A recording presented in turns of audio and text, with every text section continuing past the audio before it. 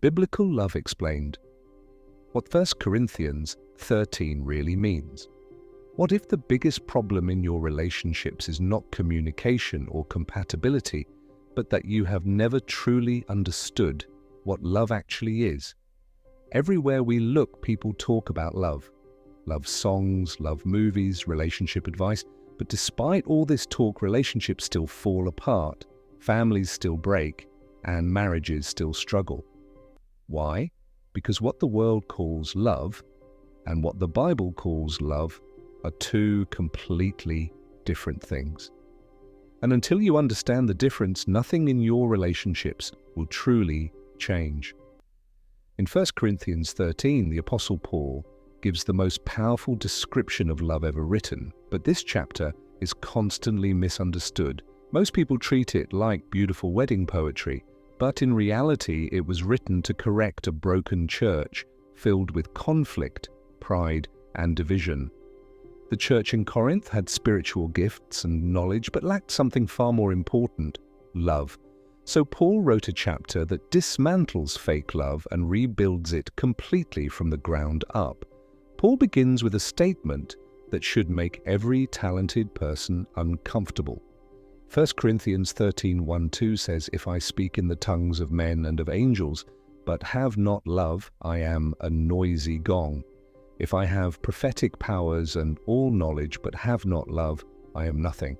You could speak beautifully, understand deep theology, and have powerful spiritual gifts, but without love, Paul says, it means nothing, not less, nothing.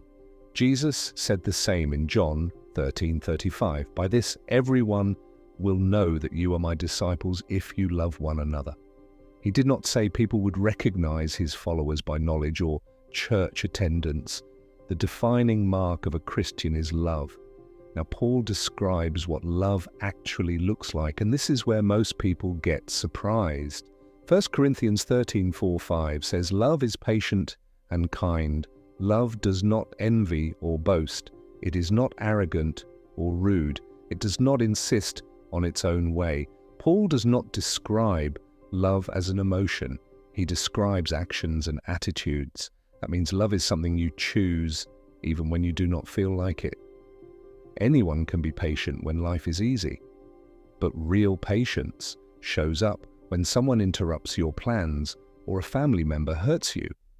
Love chooses patience anyway.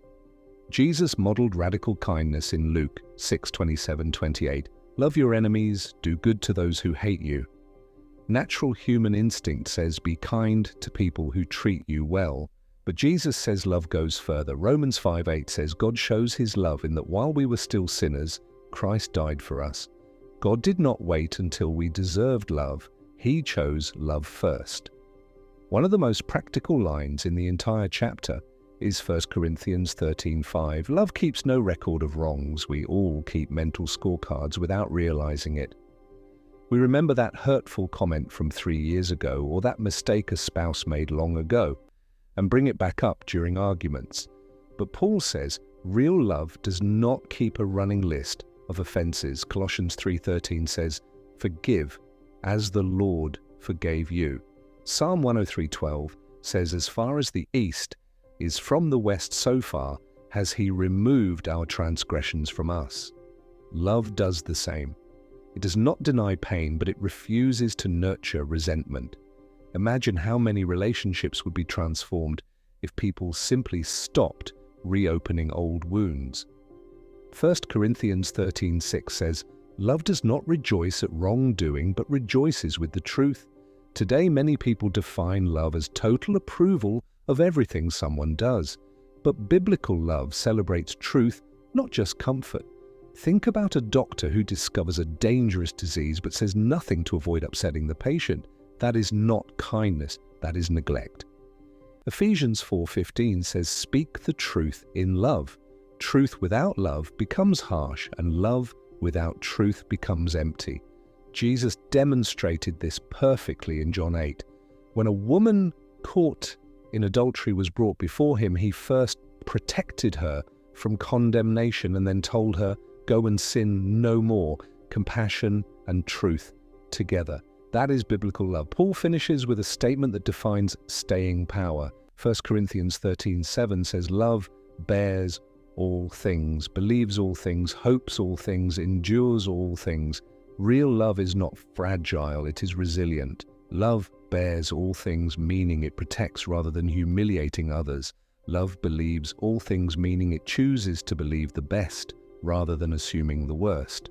Love hopes all things, meaning it refuses to give up on people even when growth is slow. Philippians 1:6 says, "He who began a good work in you will bring it to completion." Love endures all things, meaning it stays committed even when relationships are difficult. Lamentations 3:22-23 says, "The steadfast love of the Lord never ceases." God's love is not temporary, and Paul says that kind of love is what Christians should practice with one another. Love is not a feeling, it is a way of living. Patient when people are difficult, kind when others are undeserving, forgiving instead of resentful, truthful instead of deceptive, enduring instead of quitting. First, John 4:8 says, "Whoever does not love does not know God, because God is love."